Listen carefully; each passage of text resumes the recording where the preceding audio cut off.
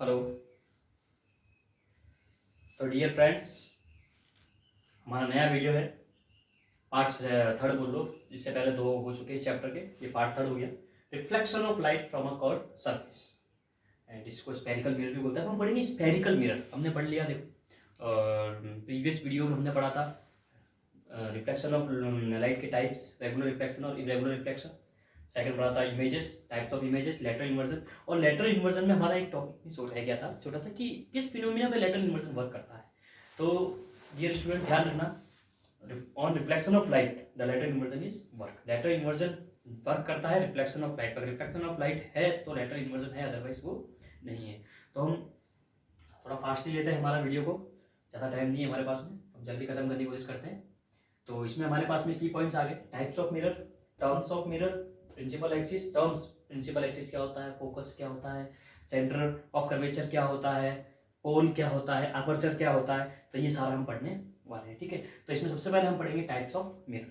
तो mirror means पूरा, mirror means पूरा एक, सपोज करो एक पूरा का पूरा, जैसे बॉल होती है ना, बॉल, एक बॉल, ये थोड़ा मैंने स्पेयर बनाया ग्लास का पूरा एक बॉल टाइप है ये हमारे पास में, पूरा का पूरा। ये सपोज तो ग्लास का एक पूरा बॉल है, क्लियर। ग्लास से बना है, होलो ग्लास से बना हुआ पूरा का पूरा हमारे पास में क्या है, ये एक बॉल है हमारे पास में, ठीक है स्टूडेंट। अब अगर मैं इसको बीच में से कट कर दूं, अगर मैं इसको बीच में से कट कर दूं, देखना ये हमारे पास में पूरा एक होलो ग्लास का स्फीयर है, इसको मैं अगर बीच में से कट कर दूं तो कुछ ऐसा शेप बचेगा, कुछ ऐसा शेप बचेगा अगर मैं इसको बीच में से कट कर दूं। तो ये जो छोटा सा पोर्शन है इसको ही हम लेंगे और इसी को हम बोलेंगे, अगर अंदर वाला जो पार्ट है डियर, इसको तो बोलते हैं हम कॉनकेव मिरर, और बाहर वाले पार्ट को क्या बोलते हैं, कॉन्वेक्स मिरर। मैं तुमको क्लियरली बताता हूँ कि स्पून लेके, फॉर एग्जांपल ये स्पून लिया मैंने, तो स्पून का भी देखो ये एक भाग हो गया, एक भाग अगर ये होगा तो स्पेयर बनेगा पूरा मिलके। तो ये वाला जो इसका पार्ट हो गया अंदर वाला, ये होगा कॉनकेव मिरर और ये होगा कॉन्वेक्स मिरर। देखो कॉनकेव हमेशा क्या बनाएगा, लेटरली इन्वर्टेड इमेज बनाएगा, क्योंकि तुम चम्मच में देखना कभी हम उल्टे दिखाई देंगे, हम सीधे नहीं दिखाई देंगे। चम्मच में, स्पून में हम कभी भी देखेंगे ना तो हम क्या दिखाई देंगे, उल्टे। तो ये हमेशा लेटरली इन्वर्टेड इमेज बनाता है, इसका मतलब ये क्या बनाएगा, वर्चुअल इमेज बनाएगा। क्लियर, कॉन्वेक्स बनाएगा वर्चुअल, ये बनाएगा रियल, ठीक है। तो ये हमारे पास में पूरा हो गया। इसको अगर मैं बीच में से कट करूं ऐसे, इसका कुछ बीच में से अगर मैं इसको कट करूं पूरा, तो ये एक पार्ट हो गया। तो इसको अंदर वाले पार्ट को बोलूंगा मैं कॉनकेव और बाहर वाले को बोलूंगा कॉन्वेक्स। तो इसके लिए मैं लेता हूं,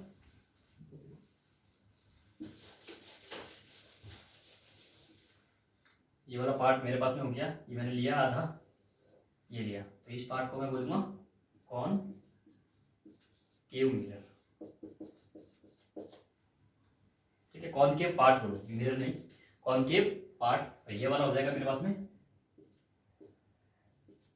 कॉन्वेक्स पार्ट, कॉनकेव पार्ट। अब ये मिरर कब बनेगा, अगर मैं कॉनकेव में, अगर मैं इसको बाहर से पॉलिश कर दूं, अगर मैं इसको बाहर से ऐसे पॉलिश कर दूं, इसको बाहर से पॉलिश कर दिया तो ये बन जाएगा कॉनकेव मिरर। क्या बन जाएगा, कॉनकेव मिरर, ठीक है। कॉनकेव मिरर क्या होता है, ये होलो है, इनवर्ट पार्ट है, इसको मैं बाहर से क्या कर दूं, पॉलिश कर दूं, तो ये मेरा अंदर वाला ये बन जाएगा कॉनकेव मिरर। मतलब the reflection takes from concave surface, the reflection takes from, तुम डेफिनेशन नोट कर सकते हो, कॉनकेव मिरर की डेफिनेशन क्या होगी, the reflection takes from concave surface is known as the concave mirror. Clear, the reflection takes from concave surface is known as the concave mirror. Now convex mirror, convex mirror के लिए कुछ नहीं करना,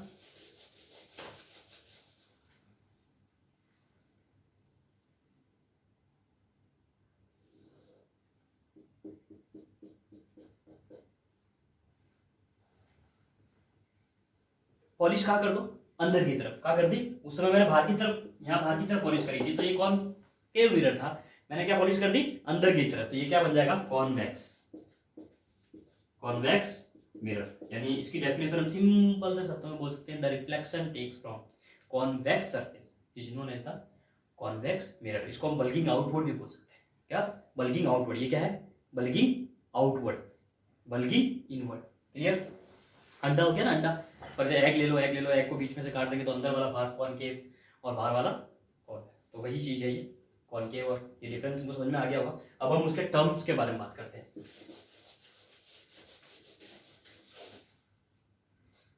terms के बारे में बात करते हैं एक बार। टर्म्स वही ले लेते हैं,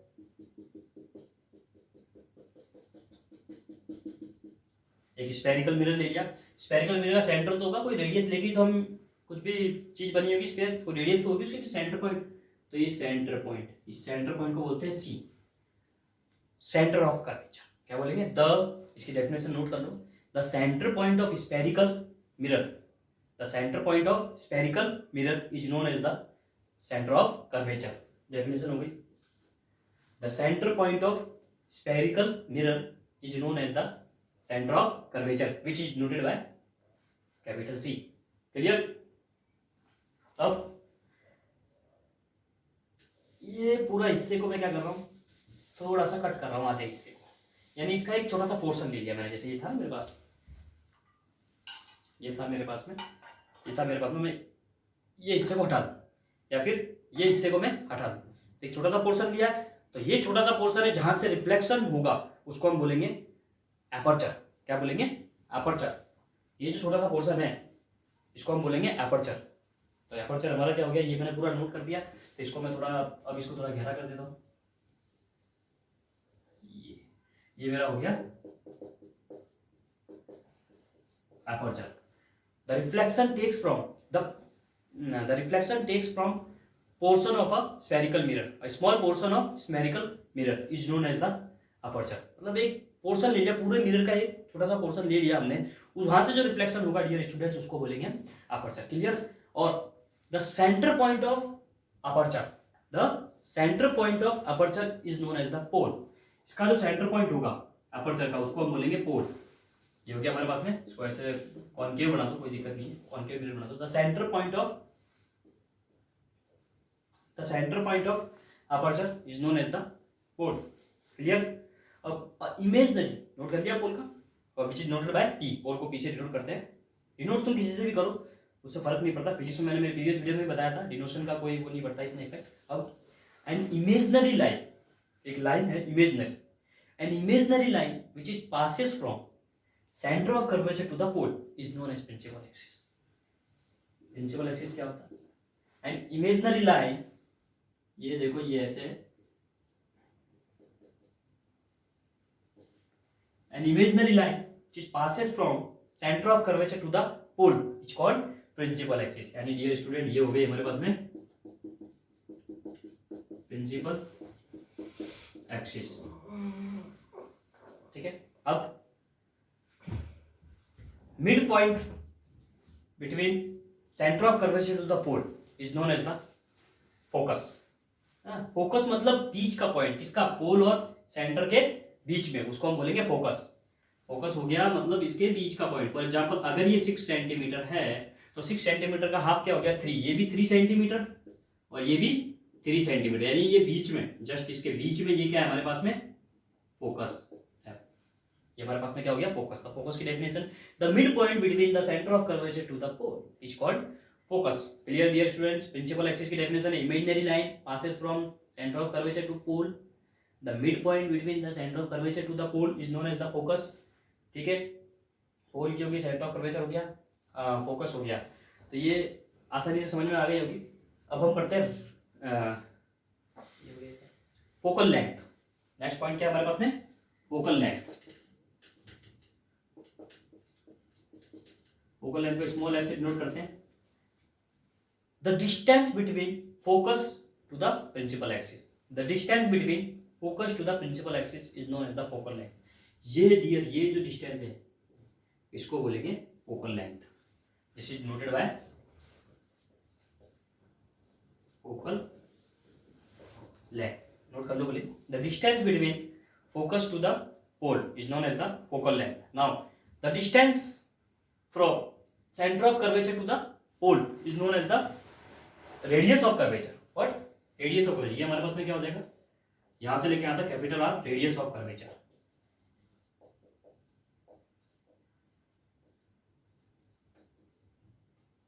ये हो गया हमारे पास में, यहां से लेके यहां तक R, radius of curvature. The distance between, the distance from centre of curvature to the pole is known as the radius of curvature. ये हमारे पास में रेडियस ऑफ कर्वेचर, इसके टर्म्स भी हो गए, फोकस हो गया, पोल हो गया। जो स्टूडेंट्स, ये हमारे पास में इसकी सारी चीजें कंप्लीट होती है। फोकस की एक डेफिनेशन और बोल सकते हो तुम कि ये तो हो गया mid point between the centre of curvature and pole. एक और डेफिनेशन इससे, a parallel line is coming from an object and strike through the mirror after that is passing through a single point। यहां से एक parallel raise आ रही है बच्चों, और ये यहाँ पे टकराएगी और एक सिंगल पॉइंट पे सब पास होगी। उस सिंगल पॉइंट को हम क्या बोलते हैं? फोकस। ये एक डेफिनेशन हो गई यहाँ पर फोकस की। क्लियर? अब देखना इसके न्यूमेरिकल की बात चलो बाद में करेंगे। तो अभी के लिए ये वीडियो ये हमारे पास में पूरा हो गया, reflection of light from curve surface. ये एक लास्ट टॉपिक इससे रिगार्डिंग बाकी रहता है, relation between radius of curvature and focus, focal length. Radius of curvature and focal length. देखो हमने देखा ये रेडियस ऑफ कर्वेचर,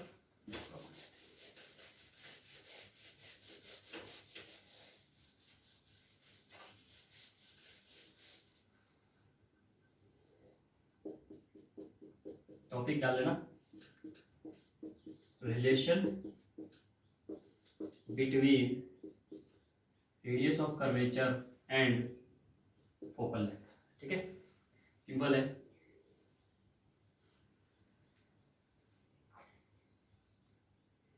ये हमारे पास में सी हुआ करता था, ये हमारे पास में यहाँ पर पी था, इनका आधा हमारे पास में क्या था? फोकस था। और इस पॉइंट को बोलते थे एफ, इस पॉइंट को बोलते थे आर। तो देखो एक क्वेश्चन ले लो नॉर्मल, अगर आर की वैल्यू कितनी है 6 सेंटीमीटर, तो बताओ फोकस कितना होगा?